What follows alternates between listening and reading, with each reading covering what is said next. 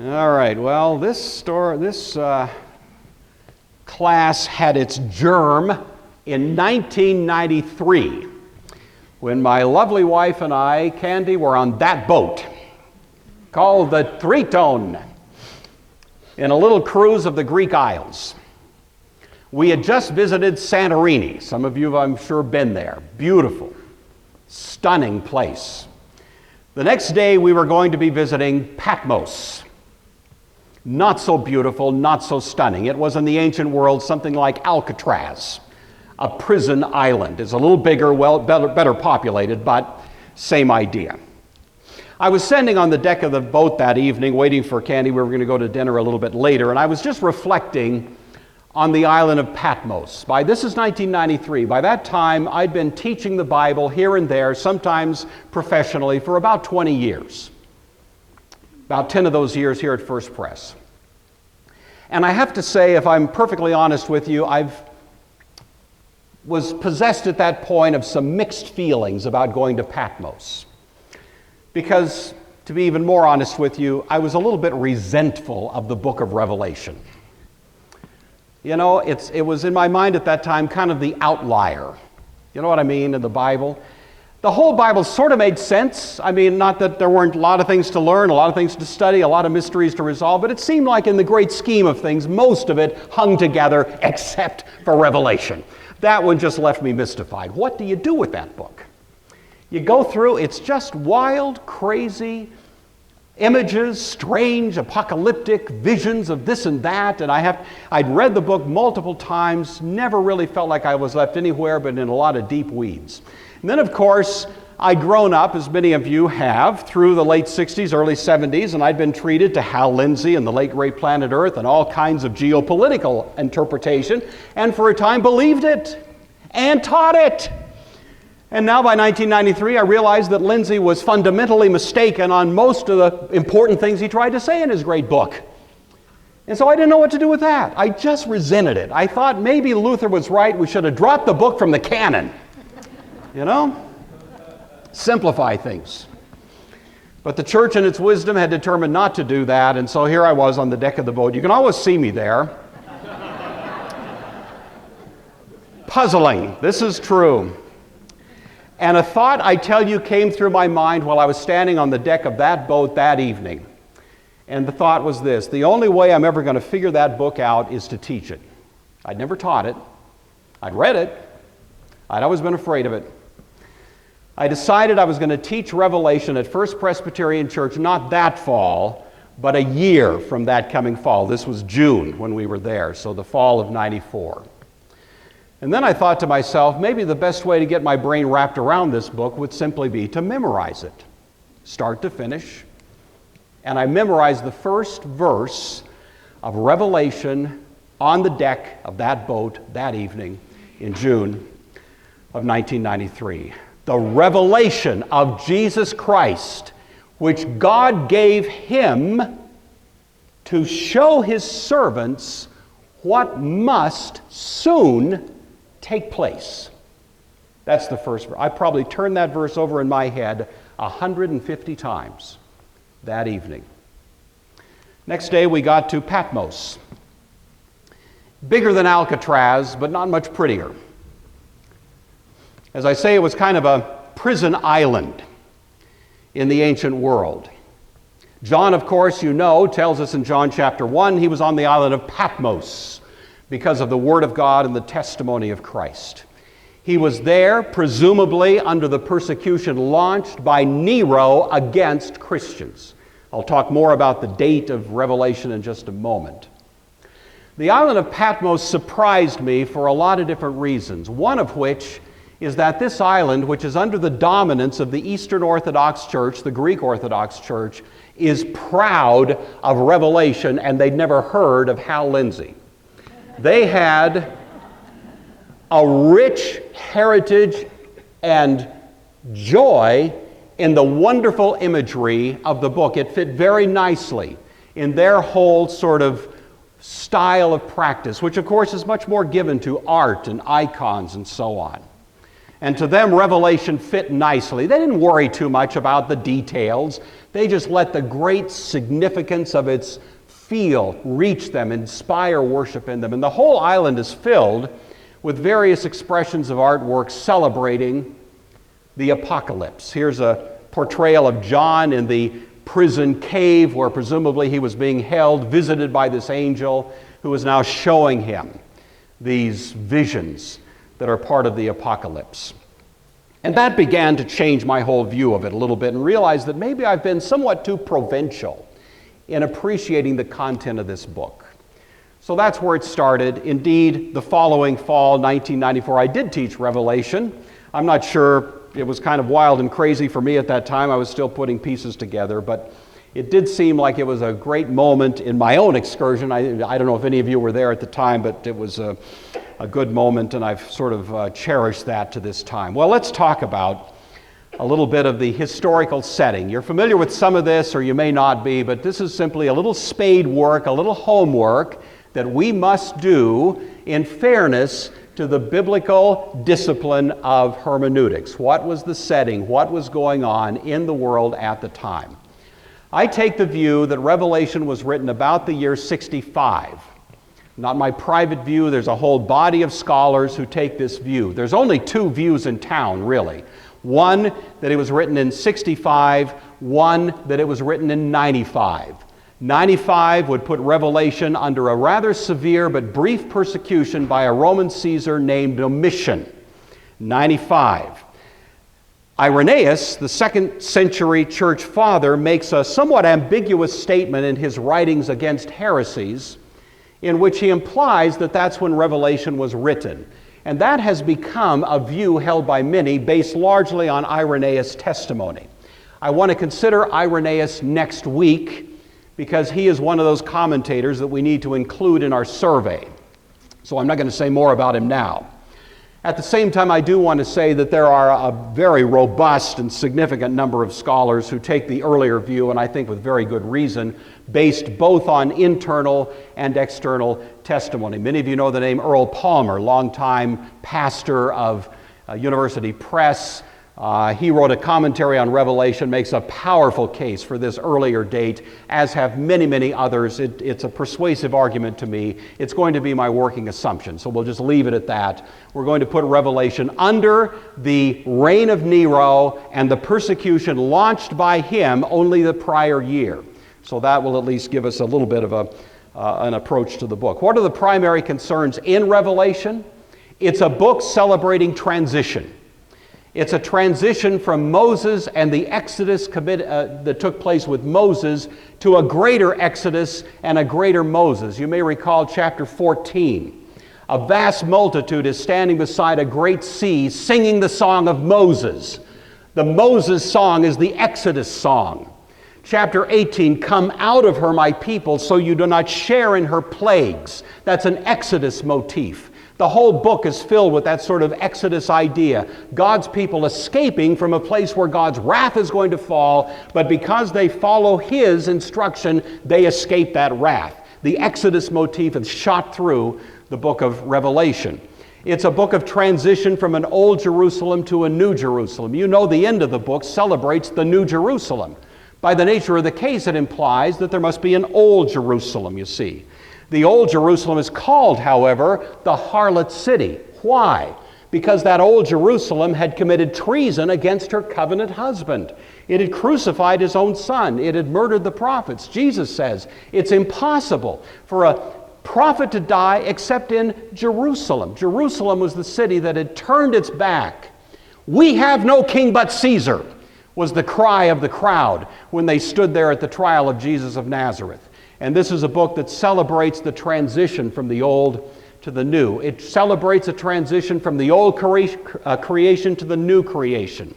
Behold, I make all things new, is the announcement of the voice from the throne in chapter 20. And that motif runs through the book again and again, a time of new creation. These are sub-themes. All right, footnote, pause button. I have homework for you. If you want to pass this class, Your homework is to read the book of Revelation straight through, start to finish, at least once this coming week. It'll take you about an hour. I suggest you do it 2 or 3 times. You'll find every time you do it that the book hangs together in an almost unbelievably coherent fashion in spite of the wonderfully colorful images. It's a tightly knit, tightly organized book. But sometimes you don't appreciate it unless you kind of swallow the whole thing whole. And so I'm going to encourage you to do that. I will give you that suggestion again in the future, but now I'll leave it at that. The back story of this book is the mounting campaign against the city of Jerusalem that culminated in 70 AD when the city was wiped out by the Romans under Titus, the son of Vespasian, who eventually became a Caesar himself. We don't quite appreciate the cataclysmic proportions of that, but if you were to wake up tomorrow morning and read the paper and hear that the city of Hong Kong, or the city of London, or the city of New York, or some other great city that belongs to the world had just been wiped out overnight, can you imagine the shockwave that would go around? I mean, imagine the shockwaves that took place after 9/11. How much more if the whole city had just been destroyed? And that's precisely the proportions of what happened when Jerusalem was destroyed by the Romans in 70. This was a major center of the world. Huge wealth was in that city.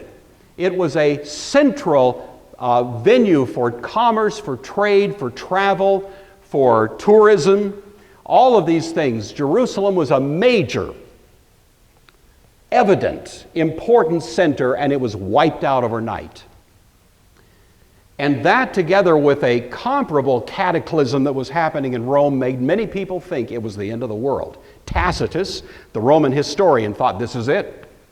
He tells us later he thought the whole thing was collapsing right here, right now. This was unbelievable in the time. We, of course, have forgotten that because we don't know that much about history, but at the time, this was one of the most cataclysmic events we can imagine. That's the backstory of what's happening in this book. The destruction of Jerusalem radically reshaped the Jewish religion, as you know. It had always been a religion tied to a temple. Now it had to redefine itself as a religion without a central sanctuary. The Old Testament presupposes a temple that is now gone. And so the Jewish religion looked very different from this point on. But by the same token, the Christian religion did as well, because it had also been tied to the temple. Read the New Testament, you see again and again allusions to the temple and Christian people resorting to the temple. And all of a sudden the temple's gone. And that made the Christian movement also untethered, freed from a geographic venue for worship. The New Testament tells us there is now a living temple. Christ is its cornerstone. We are, as Peter says, living stones, comprising this temple. And instead of making a pilgrimage now to the temple is making a pilgrimage to the world. Go into the world, temple, and preach the gospel. Make disciples of the nations so that the whole world becomes the temple. Where 2 or 3 are gathered, there I'm in your midst. You don't need to go somewhere to find me. I'm with you wherever you go. It's the temple with wheels on it. And this new paradigm, you see, for God's people was really only possible once the old temple was removed. So what happened? Well, you recall in chapter 17, we have this little hint. This calls for a mind with wisdom, the angel says. The 7 heads are 7 hills. All right? The city of 7 hills is what? Rome. That was a common nickname for that city in the first century, continues to be a common nickname for it to this day. They are also, the angel continues, 7 kings. 5 have fallen. 1 is. The other is not yet come, but when he does come, he will remain for only a little while. Well, if the city is Rome, then the 5 kings, by ordinary estimates, would be the 5 Caesars that had ruled up until this moment. A little bit of quick history, all right? Just hang on. Who's the first? Julius Caesar. Some people don't want to include him because he was never quite a king.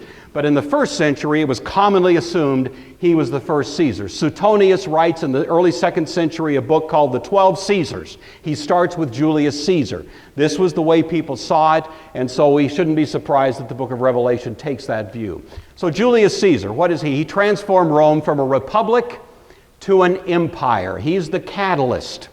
The defining moment in 49 when he crossed the Rubicon and said famously, "The die is cast," and launched his campaign against Pompey and the Senate, which would essentially remove the Senate from its power and make it more just kind of an honorary or titular sort of title. He was assassinated, though, as you know, on the Ides of March, 44 BC. His nephew, Octavian, took over a few years later after an sort of an intervening period, a triumvirate period, and he, beginning as Octavian, was given the name Augustus.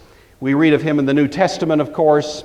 Augustus Caesar sent out a decree that all the world should be taxed. He's the one that's ruling at the time that Jesus is born. He defeated Mark Antony at the Battle of Actium in 31 BC. He reigned from 31 to 14 AD. He's probably the greatest, most talented of the Caesars. He's the one that created what's commonly called the Pax Romana. He says famously he found Rome stone, he left it marble. The face of Rome in Israel at the time was Herod. Not just Herod the Great, but Herod and the 6 descendants of. It's a beast with 7 heads and 10 horns. Rome was constituted by 10 provinces cobbled together in a great empire, but in Israel it was a 7-headed monster known as Herod.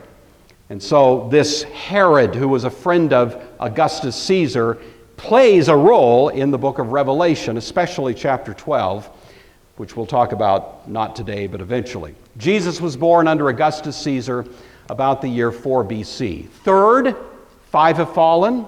Third of those, Tiberius Caesar. Tiberius Caesar was the nephew and adopted son of Augustus. Augustus never had a son of his own. He reigned from 14 to 37. He wasn't as showy as Augustus. He was a more pensive man. Some regarded him as kind of dark and brooding, but he was more or less a quieter sort of fellow. But it's in his 15th year, Luke tells us, that John the Baptist came on the scene and began preaching a message of repentance to the people of God. That's recorded in Luke chapter 3. Jesus' ministry began about that time and went until the year 30. So it's under Tiberius that Jesus is active in Israel. The resurrection, the passion, the ascension of all of this takes place in the spring of 30 AD.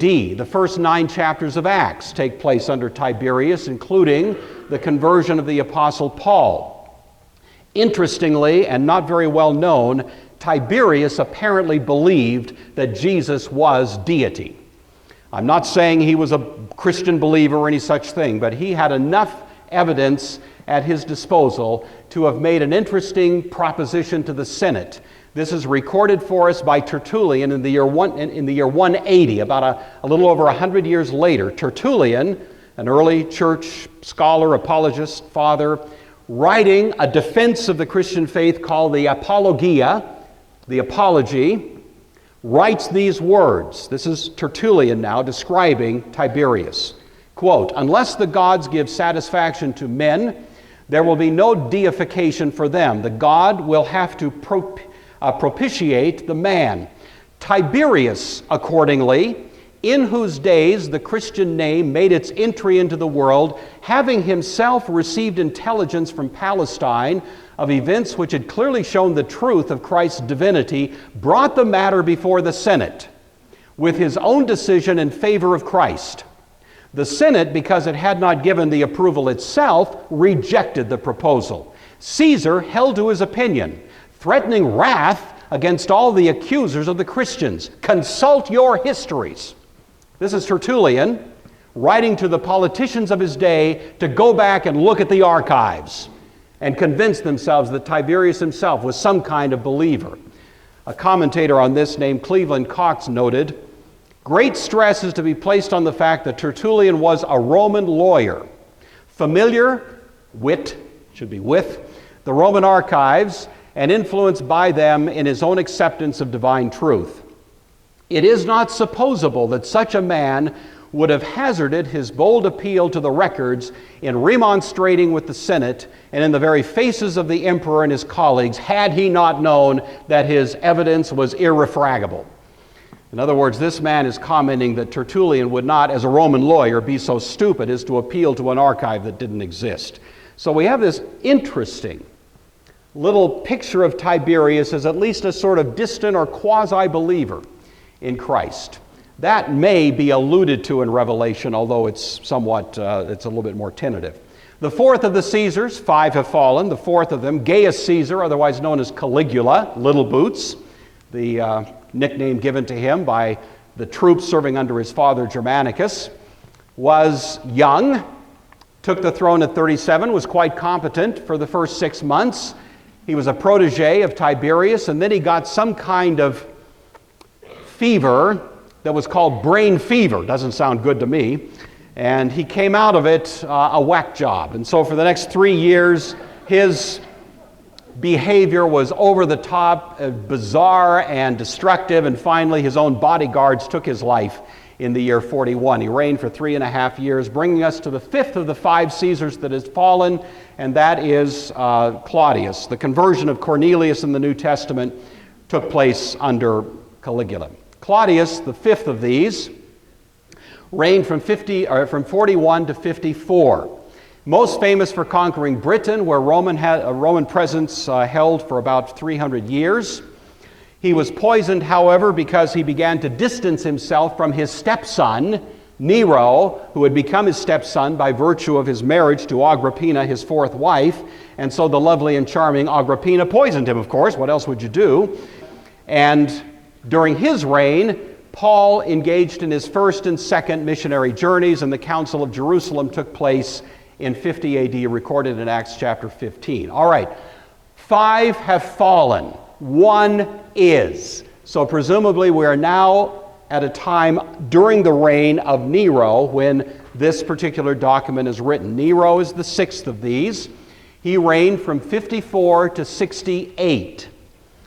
His early career was benign because he was only a teenager and all he wanted to do was go out and vandalize Rome, so what's wrong with that? He's a teenager. He was more or less dominated by 3 characters who were very sensible managers of the state. Seneca, the Stoic philosopher, Burrus, the head of the Praetorians, and Agrippina, his mother. However, let me add this. Paul's third journey and his imprisonment in Caesarea, not under Nero now, this was Jerusalem mob, had really led to his arrest, so Paul is in jail in Caesarea for 2 years during the end of this particular period. Nero began to repudiate sane counsel. He had all 3 of these counselors executed, including his mother. Paul was transported to Rome and was held there for a couple of years from 61 to 63. Nero has still not turned his guns on Christians, but he's clearly, some of the mortar is pretty much coming loose in his psyche by this time. However, in 64, there's a great fire in Rome. The fire destroyed about 1/3 of the city. About 2 days later, Nero trotted out blueprints that had already been prepared as to how to rebuild that part of the city. And he was going to rename it Neropolis. Neropolis, did I say that? Nero's city, The Roman people were not really ready for that, and all of a sudden Nero realized he was in huge trouble, and in the moment of distress, he blamed the Christians. Well, the Christians started that fire, and thus in the summer of 64, this huge persecution is launched against Christian people. It is an imperial assault that begins and continues for about the next 7 years. It starts in 64. Paul was probably in Spain. I don't want to say that too aggressively, but there's at least some evidence he was there and escaped some of the early pressure of this persecution. However, he was eventually arrested along with Peter. They were executed in Rome in 66 or 67. John was exiled to the Island of Patmos in about the same time. So people in Rome tended to be killed. Christian leaders, especially throughout the empire, tended to be imprisoned or exiled, and that's what happened to John. The Jewish wars broke out. So what began as a campaign against Christians morphed into a campaign against Jewish people, especially in Jerusalem. Rome didn't have didn't make good distinctions at that point between Christian people and Jewish people, and so it kind of transformed itself. Nero himself was executed by the Roman military in 68. The Jewish wars. There had been rising tension in Israel for some 20 years. Israel was becoming increasingly divided between liberals who wanted to find common cause with the Romans, represented by the Sadducee class, and conservatives, represented more by the Pharisees, but even more by the Zealots, who were beginning to appeal for a radical revolution against Rome. The abuses of Rome were only exacerbating the situation. Corrupt procurators, that is governors, Pontius Pilate was one of these procurators, others came later who were even more corrupt, more doubtful in their tactics, led to even further division in Jerusalem. The last of those procurators was a man by the name of Gessius Florus. He ruled from 64 to 66. He pushed Israel to the boiling point. He stole money from the temple treasury. He gratuitously killed about 3,600 peaceful citizens in a 5-month reign of terror. Most of this information comes to us from Roman historians, especially Tacitus. These actions inspired a revolutionary response from the Zealots, who had already had a kind of violent penchant going on. The revolt broke out in 66. It forced Agrippa II, the man before whom Paul had appeared, you recall, he'd given a speech before him, and Bernice to flee to Rome. This brought Cestius Gallus. Now, if you've been sleeping up till this point, please wake up now. He was the governor of Syria. He came down and laid siege to Jerusalem in 66, trying to put down the revolt. For reasons that remain completely mysterious to this day, he left after 6 days. He had bottled up Jerusalem and he left. The Zealots capitalized on that as a show of weakness and chased out after him and actually defeated him in a surprise attack at the Battle of Beth Horon. This discredited the moderates in Jerusalem. The radicals took control of Jerusalem at that time. Christians remembered what Jesus said. We get this information from Eusebius, the church historian, who wrote it about the 3rd century, 4th century. Eusebius says that Christian people, remembering Jesus' words, when you see Jerusalem surrounded by armies, flee to the hills. These Christians looked out, they saw Jerusalem surrounded by armies. And they said, how do we flee to the hills? There's armies out there, And then, for no apparent reason, the armies left. And the Christians, every last one of them, left town.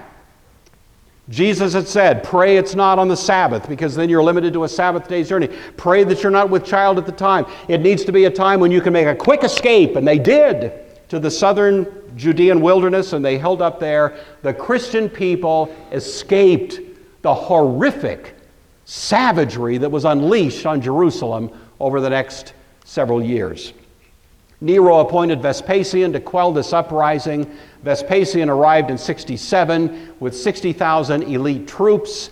It was a bloodbath, scorched earth. The Sea of Galilee was floating with bloated bodies. I'm not trying to turn anyone's stomachs, but believe me, I'm giving you kind of the benign description of this. It was a horrific slaughter, so that many thousands of Jewish people fled to Jerusalem for safety.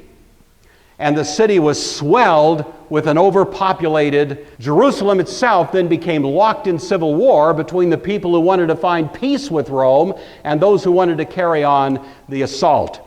The campaign against Jerusalem was cut short by what's called the Year of Four Emperors. Now remember what we said, 5 have fallen, 1 is, the other has not yet come, but when he does come, he will remain for only a little while, Revelation 17.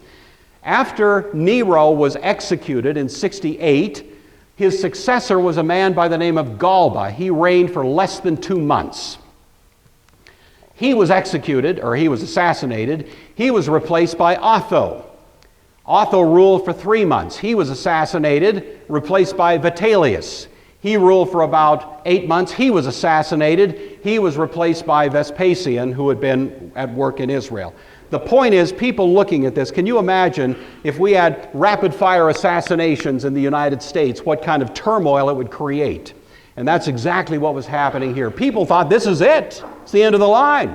This place is going down. Anarchy is going to break out. There was general despair across the entire world, the known world at that point. Jerusalem on the one hand, Rome on the other, both in a meltdown situation. The fall of Jerusalem took place in 70 A.D. Vespasian went to Rome to take control. He left Titus, his son, to handle the mop-up operation there in Jerusalem. Jerusalem was put under siege in April. It fell in starvation conditions only 5 months later. The reason they ran out of food so quickly is that the zealots burned up all the food. They could have survived several years. Instead, they couldn't make it several months. Horrific, unspeakable cannibalism, the worst possible imaginable famine conditions were the experience of those who were in Jerusalem until finally the city fell. In late August, the city was destroyed, the temple was burned. Some of you visited Rome, you've seen the Arch of Titus, which celebrates his destruction of the temple. The artifacts from the temple are engraved in that Arch of Triumph that is there. I'm going to leave our little discussion there. Sorry I had to move so rapidly, but I hope that gives you a feel. I think there's pretty good evidence that that is the historical background to the book of Revelation. That doesn't answer all the questions, but at least it gives us a foothold to work from as we start thinking about what's going on in this book, you see. As I say, next week I want to sort of start leaping forward, and we're going to be looking at texts in Revelation, but more through the lens of what's happening historically, and we'll return to the content of the book, as I say, at a later time. I leave you with this image that we started with, and I leave you with my brief Sunday school lesson this morning. To what degree have I, recreated Jesus in our own image? We want Jesus to be what we want him to be, but he is not easily domesticated. And the Jesus that we actually know and love and worship is our King and our absolute and rightful authority. And the only proper posture before this one is a complete relinquishment of any claim I might ever think of making to myself, as I surrender all of my life and all of what I am and every interest that I have to his sovereign authority. He promises to be a Christ, a King of grace.